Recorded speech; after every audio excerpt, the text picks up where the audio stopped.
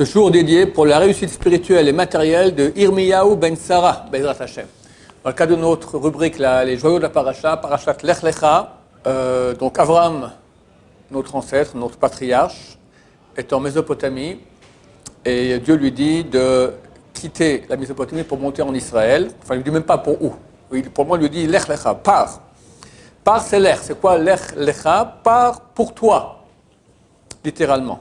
Rachel explique, pour l'anatra, pour ton profit, tovatra, pour ton bien, et là-bas, je ferai de toi un grand peuple, ici, tu n'auras pas d'enfants, et là-bas aussi, je publierai ton nom dans le monde. Tu deviendras quelqu'un de connu.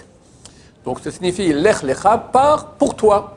Tu as tout à profiter de cela. Ici, tu n'as rien du tout. C'est un peu bizarre que la Torah dise cela, parce que juste après, le texte va nous dire que Dieu lui dit Ve'ezra legoy gadol, je ferai de toi un grand peuple, je te bénirai, j'agrandirai ton nom, tu seras béni. Donc, en fait, Rashi qui a expliqué dans le mot Lech part pour toi, il explique que le pour toi, c'est en fait une sorte de titre. C'est quoi le pour toi? Ce que je te dis après. Tu seras un grand peuple, tu seras béni, tu auras un grand nom, etc. Mais pourquoi mettre un titre? Ça aurait plus simple de dire, Dieu dit à Abraham, pars, et je ferai de toi un grand peuple, je te bénirai, tu auras beaucoup d'enfants, tu seras connu. Pourquoi pars pour toi, et tu seras béni? Pour toi, il est en trop, il est vraiment en trop. Mais comme ça, Rashi explique.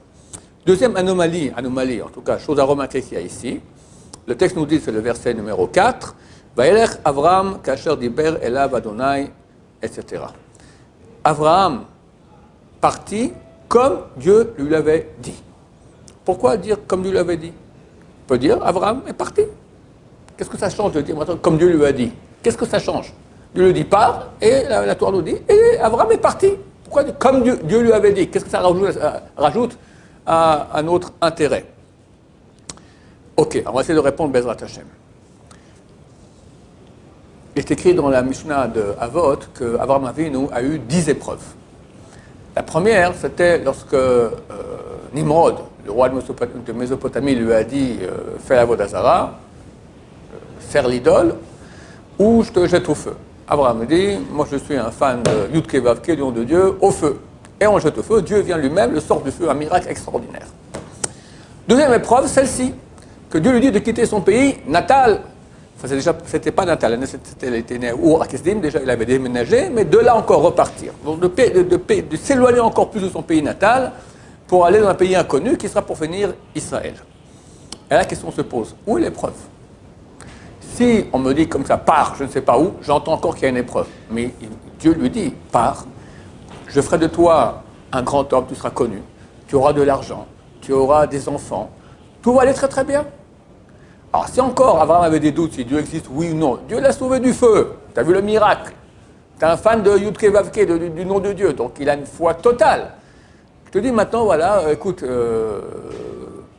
pars à New York, là-bas tu vas avoir un tel, tu auras $1 milliard, un chidour Miss Monde, d'accord, Sarah Imen ou tout ce que tu veux, toutes les bonnes qualités, et Dieu te dit, ça, tu auras des enfants, tout va réussir. Mais j'ai le premier avion, c'est pas une question. On appelle ça la deuxième épreuve d'Avraham Avinu, de plus. Les épreuves doivent aller en augmentant. On commence par une petite épreuve, et toujours l'épreuve d'après encore plus grande. C'est idiot de faire une grande épreuve après une petite épreuve. Si la grande, il a réussi, pourquoi tu fais après une petite épreuve?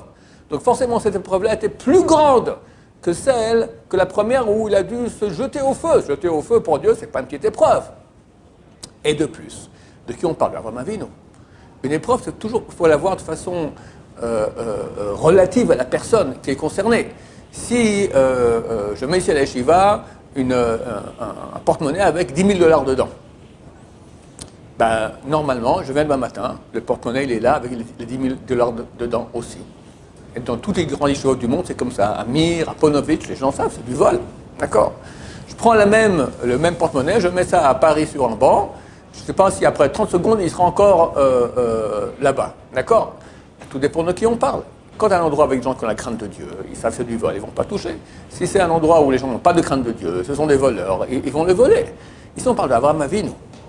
Si nous, déjà, on nous dirait, pars à New York, tu auras $1 milliard, émissement, etc., des enfants, bon, on partirait sans problème. Avraham Avinu, comme c'est une question, Dieu lui dit. Pas quelqu'un me dit, vas-y, Dieu, où est l'épreuve? Très très bizarre. L'explication que je donne est contraire à celle de Rashi. Orem Akadosh dit qu'on a le droit de donner des explications contraires à celles des sages d'Israël du moment que ça ne touche pas à la halakha. C'est dans les drachot, on peut dire ce qu'on veut. Orem, très souvent, il va contre Hazal, contre des Gemarot, etc. Parce que tant que ça ne touche pas à la halakha, c'est permis. Il semblerait que Dieu lui a dit, Lech lecha, va pour toi. C'est quoi pour toi? C'est qui le pour toi? Chacun de nous, chers amis, on a deux pour moi. Il y a pour moi mon corps, l'argent, le kavod, je suis quelqu'un, j'ai une grande famille, des enfants. Et pour moi authentique, le vrai moi. Il est clair que lorsque Dieu dit à Abraham, Avinu, pars pour toi, il ne parle de son corps. Il dit, tu auras des enfants, tu auras ton nom, tu auras du kavod, tu seras connu, tu auras beaucoup d'argent.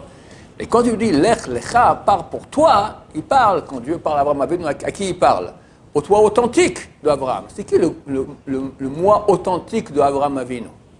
À la fin des lois concernant la tchouva, Maïmonide écrit qu'il faut essayer de ne pas servir Hachem dans le but de recevoir le paradis, de ne pas aller en enfer, recevoir les bénédictions dans ce monde, de ne pas avoir les malédictions, que tout aille bien. Il dit, celui qui fait des missions comme ça, c'est clair, il y a du mérite. Mais ce n'est pas la bonne façon de faire. La bonne façon de faire, c'est de faire parce que c'est la vérité, parce que c'est la parole de Dieu. Il faut comprendre un peu plus cela. Ce monde est fini. Tout ce qu'il y a avec ce monde va finir un beau jour. Il y a une seule chose qui est infinie, c'est Dieu. Dieu, dans sa grande bonté, nous a permis de nous brancher avec l'infini. Quand on fait une mitzvah, dans le but de faire la volonté de Dieu, parce que c'est la vérité, uniquement dans ce but-là, alors on fait maintenant un acte qui est infini. On devient quelque part un peu comme Dieu. On ne peut pas dire qu'on est des vrais dieux, mais la Gemara dans le traité Bava Kama, page 75b, dit qu'à la fin des temps, les tzadikim seront appelés au nom de Dieu. Comment je peux appeler un être humain au nom de Dieu? Il y a un type qui a fait ça il y a 2000 ans, il a très mal fini. D'accord, c'est très dangereux, il finit sur une croix. D'accord, donc on ne fait pas ce genre de choses-là. Mais néanmoins, le Talmud dit à la fin des temps, pas maintenant, à la fin des temps, quelqu'un qui s'est tellement branché avec Dieu, il reçoit en lui des parties divines. Alors, c'est pas un Dieu, on ne va pas faire des Salam-Alek, mais néanmoins, il a en lui des parties divines, d'accord? Et nous tous, c'est notre but sur Terre de se brancher avec l'infini, avec l'éternité, pour devenir des êtres éternels. Oh là, là-bas, après, on passe on enlève notre corps, c'est un habit, hein, c'est rien du tout, on l'enlève. Le Rabbi Sam Bachou avait dit, c'est comme passer d'une chambre à une autre. C'est très facile, tac, tac. Pour nous, ça a l'air la mort, on ne sait pas quoi. C'est très facile. On voit autour de nous, hélas, d'accord, des gens, hop, ils passent, d'accord. On ne sait pas quand ça aura lieu. Ce monde, il est passager, il ne sert à rien. Il sert à une seule chose. En tant que lui, il ne sert à rien. Il sert en tant que moyen qui nous permet d'accéder à notre vrai moi, qui est le branchement avec Hachem, qui est l'éternité, qui est l'infini. Et Maïmonide, là-bas, dit, qui était le premier qui a agi dans ce sens-là, peut-être même le plus grand, c'est Avraham Avinu. Avraham Avinu est le seul des patriarches, le seul des grands d'Israël qui a été appelé par Dieu Ohavi. Ohavi signifie mon amant, parce qu'il a servi Dieu avec amour. Il a fait ça pour l'amour de Dieu. Pas pour l'argent, pas pour le kavod, pas pour le olam haba. Tout ça, moi, la parole de Dieu, ça me suffit, c'est la chose la plus grande qu'il puisse y avoir. Il me semble qu'on peut dire ainsi, que l'épreuve ici était la suivante. Dieu lui a dit l'er, lecha. Le lecha, c'est pas comme dit Rashi, d'après notre explication, on peut permettre de dire différemment. C'est pas en tant que titre pour va, pour toi, pour ton plaisir et ton profit, tu vas gagner, tu auras des enfants, tu auras du kavod, etc. Pars pour toi, c'est quoi ton vrai toi? Que tu es amoureux de moi, qu'on est branchés ensemble, que tu es associé dans mon œuvre, dit Dieu, dans mon œuvre, que le monde existe, que le monde avance spirituellement. C'est extraordinaire. Pars pour toi. Maintenant, tu feras ça, tu auras droit aussi à des enfants. Ici, tu n'auras pas d'enfants, tu auras droit à de l'argent, tu auras droit à du kavod, etc. Ça, c'est le piège. Ça, c'est l'épreuve. Quand on dit à quelqu'un, va maintenant, les Shem Shamaim, uniquement pour Dieu, ok, il y va. Mais on lui dit, en plus, tu auras 1 milliard, tu auras Miss Monde, tu auras beaucoup d'enfants, kavod. Alors, il faut être super calé pour ne pas commencer à avoir, est-ce que je fais maintenant, je le fais vraiment pour Dieu, 100%?